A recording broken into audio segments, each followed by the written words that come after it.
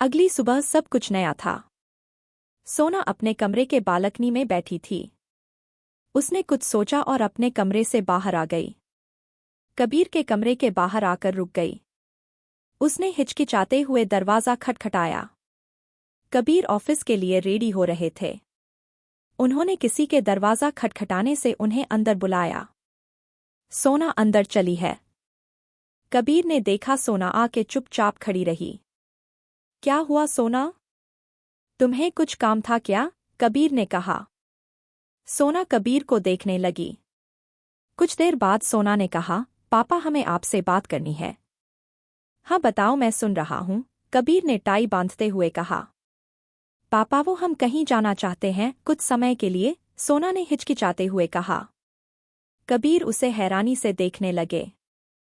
सोना ने आगे कहा, हमारा कोर्स भी खत्म हो गया है, रिजल्ट आते तक हम वापस आ जाएंगे। लेकिन बेटा तुम अकेली कहाँ जाओगी?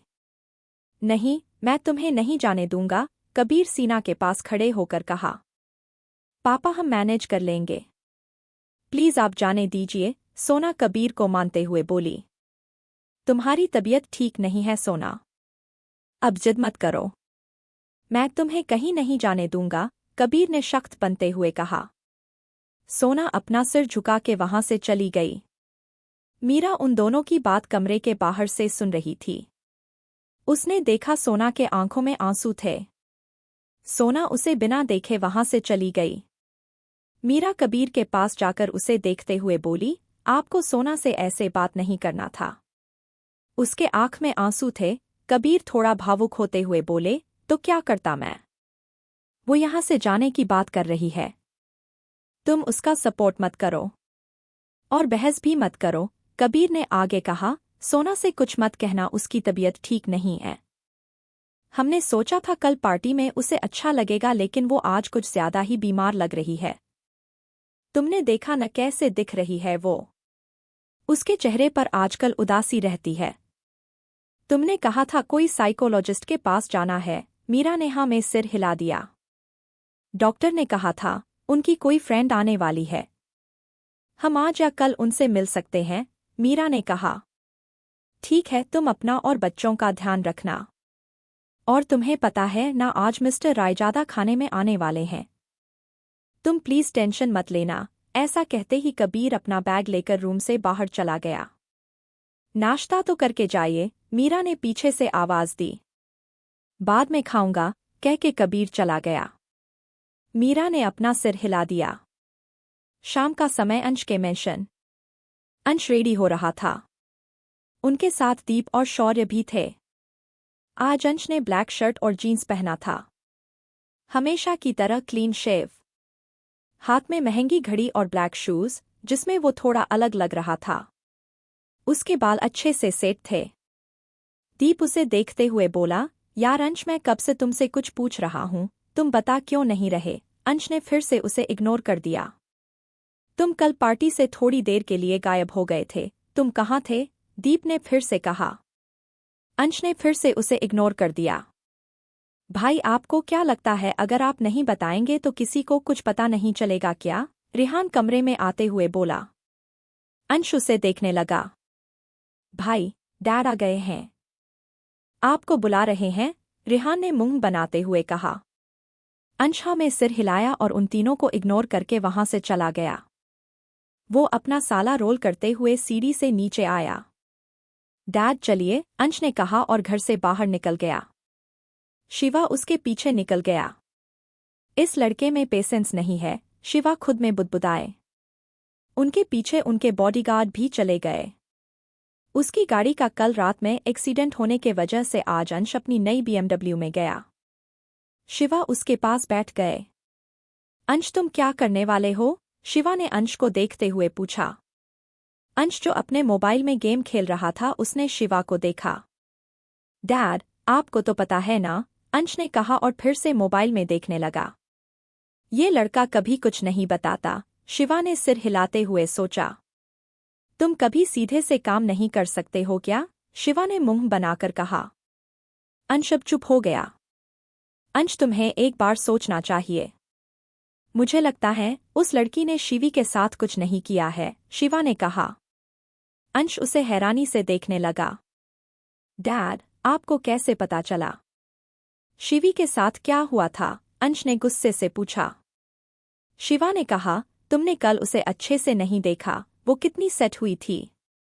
मुझे लगता है ऐसा काम उस लड़की के बस की बात नहीं है। अंश चुप था। उसने मुझे थप्पड़ मारा है, मैं उसे आसानी से नहीं छोड़ूंगा। अंश ने अपने मन में सोचा और अपना फोन कस के पकड़ लिया। अंश, मुझे सब पता है, मैंने तुम्हारी माँ को अभी तक से कुछ नहीं बताया, शिवा ने कहा। लेकिन अब लग रहा है उन्हें सब बताना पड़ेगा। उसका लाडला बेटा क्या कर रहा है? शिवा ने अंश को घूरते हुए कहा। अंश कार से बाहर देखने लगा। कुछ ही देर में शिवा और अंश शाह विला के हेक्स ड्राइंग में बैठे थे। मीरा और कबीर उनके साथ दूसरी तरफ के सोफे पर बैठे थे। बिंदिया ने सबको कॉफी दी। कबीर ने नार्वेसली कहा, थैंक यू सर, आप हमारे घर आए।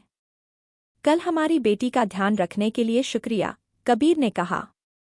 अंश चुप बैठा था। शिवा ने कहा, अरे शुक्रिया की क्या बात है? वो मेरी बेटी जैसी है। अंश ने उन्हें देखा और फिर कॉफी पीने लग गया। दरअसल हम आपसे बात करना चाहते थे, कबीर ने कहा। मैंने जो अंश साहब से अपनी फैक्ट्री के लिए लोन लिया था उसे चुका नहीं पा रहा। अभी कुछ महीनों से हमारी फैक्ट्री लॉस में जा रही है। अगर आप कुछ समय दे देते तो बहुत मेहरबानी होती, कबीर ने अपना सिर झुकाकर कहा। मीरा ने अपना हाथ कबीर के हाथ पर रख दिया। कबीर बहुत बेबस लग रहा था। उसने वैसे ही मीरा को देखा। शिवा और अंश कबीर की बात सुनकर चुप थे। शिवा ने कहा, देखिए मिस्टर शाह, हमने आपको समय पर लोन दिया था न, अब आपकी बारी है समय पर चुकाने की। अब हम इसमें कुछ कर भी तो नहीं सकते। आपके लोन ही 20 करोड़ के हैं। अगर इंटरेस्ट की बात करें तो 2 करोड़ और बनते हैं। कबीर ने अपना सिर झुका लिया। सोना अपने कमरे से बाहर आने वाली थी। उसने देखा अंश और उसके डैड नीचे ड्राइंग एसएचएच बैठे हैं और कबीर से कुछ बात कर रहे हैं। सोना ने जैसे ही अंश को देखा, अंश ने अपना सिर उठा के उसे देखा। दोनों एक दूसरे को देखने लगे। मीरा ने जब अंश को ऊपर देखते हुए देखा तो उसने भी ऊपर देखा। सोना रेलिंग पकड़कर खड़ी थी। उसके हाथ मुट्ठी में बांध गए थे। अंश और सोना एक दूसरे को घूर रहे थे। मीरा ने अंश को ऐसे सोना को देखते हुए देखा तो उसने अपना गला साफ किया। एक मेरा गई और अपना सिर झुकाकर बोली, सर, डिनर वेस्ट है। कबीर ने कहा, मिस्टर रायजादा, चलिए खाना खाते हैं। फिर सब खाना खाने डाइनिंग एरिया में बैठ गए। मीरा ने सबको खाना सर्व किया। आपके बच्चे नहीं दिख रहे? शिवा ने कबीर से पूछा। मीरा कबीर को देखने लगी। कबीर ने हाँ में सिर हिला दिया। मीरा घबराते हुए बोली, जी, वो सब अपने कमरे में हैं। सबने बाहर खाना खा लिया था इसलिए। शिवा ने हाँ में सिर हिला दिया। खाने के बाद सब हॉल में बैठे थे। शिवा ने कहा, जी, अब आप अपने बच्चों को बुलाइए, हम उनके लिए कुछ गिफ्ट्स लेकर आए हैं। मीरा ने सिर हाँ में हिलाया और बिंदिया को सबको बुलाने के लिए कहा। आकाश और आदित्य आ गए थे। उन दोनों ने शिवा के पैर छुए। शिवा ने उनको गिफ्ट दिया और दोनों ने उन्हें धन्यवाद कहा। सोना बिंदिया का हाथ पकड़कर नीचे आ रही थी। सबने उस तरफ देखा। सोना ने सफेद सलवार सूट पहना था, उसके लंबे बाल खुले थे और वो बहुत कमजोर दिख रही थी। सोना उनके पास आकर शिवा के पैर छूकर प्रणाम किया। शिवा ने उसके सिर पर हाथ रखा। मैंने सुना है तुम डॉक्टर बनने वाली हो, अच्छे से मेहनत करो, शिवा ने मुस्कुराकर कहा। सोना ने अपना सिर हाँ में हिलाया। ये तुम्हारा गिफ्ट, शिवा ने गिफ्ट देते हुए कहा। सोना ने एक बार कबीर को देखा। कबीर ने हाँ में सिर हिला दिया। सोना हल्का सा मुस्कुराई और थैंक्स कहकर गिफ्ट ले लिया। शिवा ने दादी और मीरा को भी गिफ्ट दिया। सबने उन्हें थैंक्स कहा। ठीक है मिस्टर शाह, अब हम चलते हैं, शिवा ने कहा और दादी के पैर छू लिए जैसे आने के बाद छुआ था। दादी ने उन्हें आशीर्वाद दिया। शिवा ने हाथ जोड़कर सबसे विदा लिया। इन सब में अंश ने अपने पॉकेट से एक छोटा सा बॉक्स निकाला और सोना का हाथ जबरदस्ती पकड़कर उसके हाथ में रख दिया। सोना ने हैरानी से अंश को देखा। किसी ने उन दोनों को नोटिस नहीं किया। अंश और शिवा वहां से चले गए। सोना हैरानी से अपने हाथ में बॉक्स को देख रही थी। वो अपने कमरे में चली गई। आदित्य और आकाश भी अपने कमरे में चले गए। दादी को मीरा उनके रूम में छोड़ने गई। मीरा ने बिंदिया से कहा, बिंदिया, जाओ सोना के लिए खाना ले जाओ। भूख लगी होगी उसे। बिंदिया, जी मैडम, कह के चली गई। मीरा कबीर के साथ सोफे पर बैठ गई। कबीर अपना सिर झुकाकर बैठा था। मीरा उन्हें ऐसे देखकर बोली, सुनिए, आप इस घर को गिरवी रख दीजिए। कबीर उसे हैरानी से देखने लगे। हम कुछ दिनों के लिए बाऊजी के पुराने घर में शिफ्ट हो जाएंगे। कबीर ने मीरा का हाथ कसकर पकड़ लिया और चूम लिया। कबीर इस वक्त बहुत इमोशन हो रहे थे। इधर अंश और शिवा गाड़ी में थे। अंश, तुम करना क्या चाहते हो? शिवा ने बिना किसी भाव के कहा।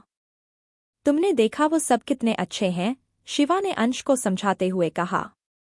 अंश अपने पापा की बातों से परेशान हो रहा था। Dad, you just relax, I won't do anything with them, अंश ने मुंह बनाते हुए कहा। मैंने बस उनको डराया है, अंश ने कहा। अच्छा डैड, मैं कुछ काम के लिए मुंबई जा रहा हूँ, अंश ने बिना किसी भाव के कहा।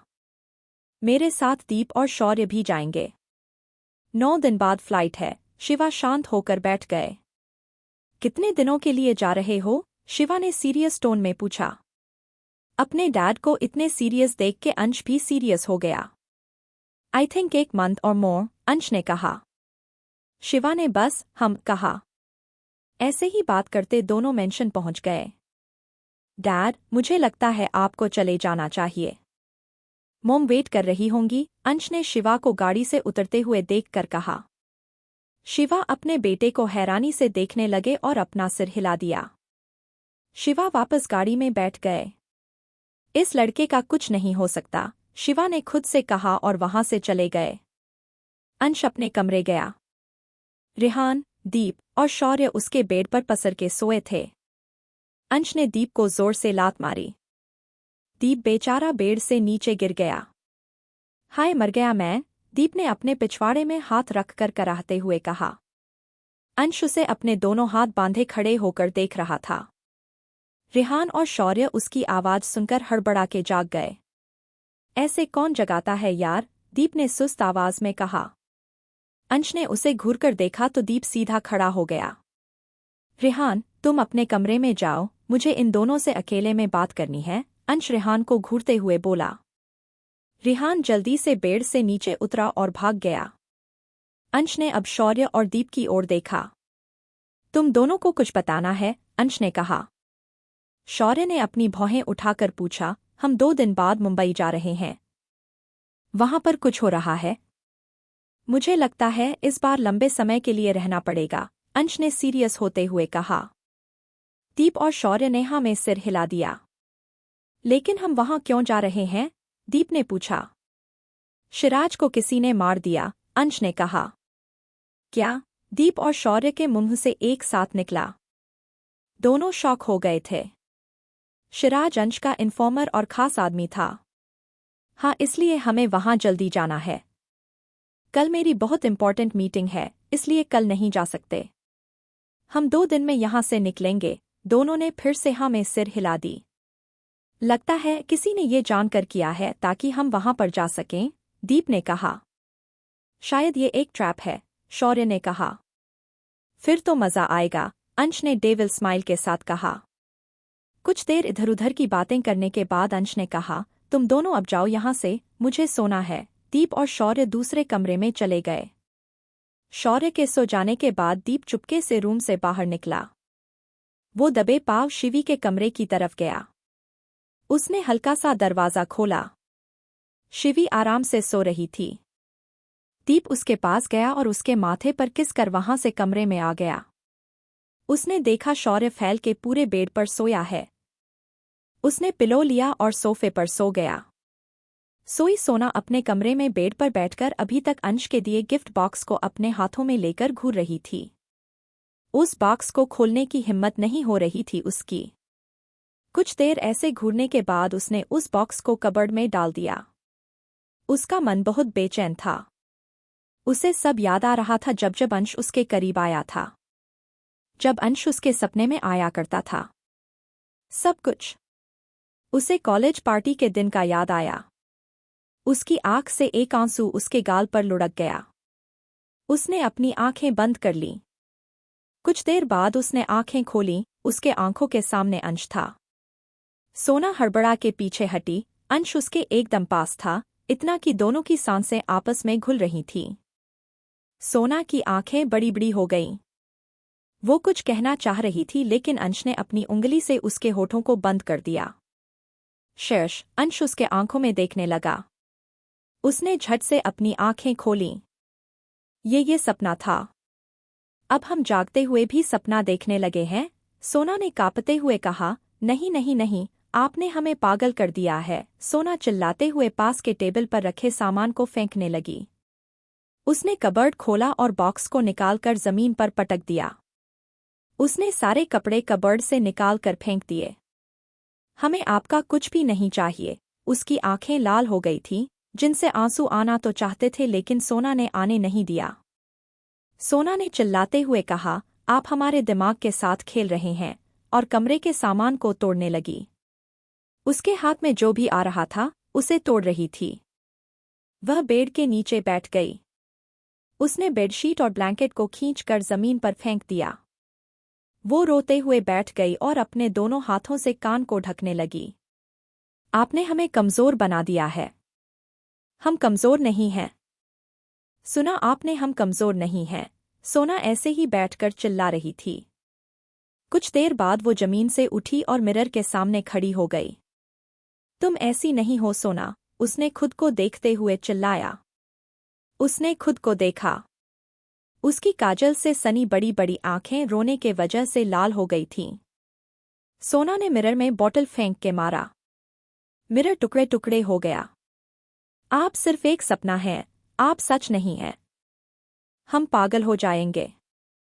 हमें यहां नहीं रहना। सोना रोते रोते चिल्ला रही थी। उसके आंसू बहने लगे थे। उसके आसपास कांच के टुकड़े फैल गए थे।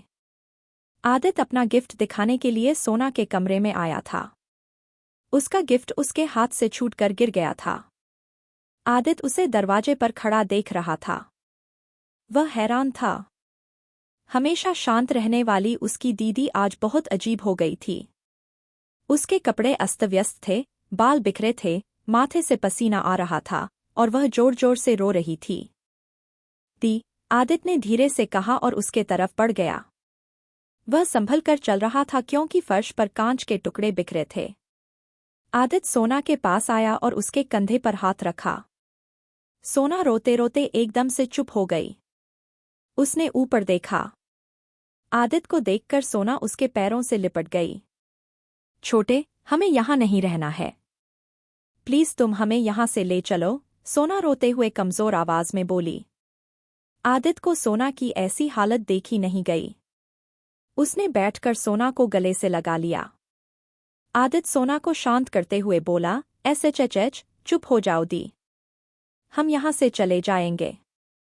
आप चुप हो जाओ। हमें यहां नहीं रहना, सोना बोली और बेहोश हो गई। दी, आदित ने आवाज दी। आदित ने सोना को खुद से दूर कर देखा। वह बेहोश हो गई थी। दी, आदित उसके गाल थपथपाते हुए बोला। अब आदित घबरा गया था। प्लीज दी, आंखें खोलो, क्या हो गया है आपको? आदित ने रोते हुए कहा।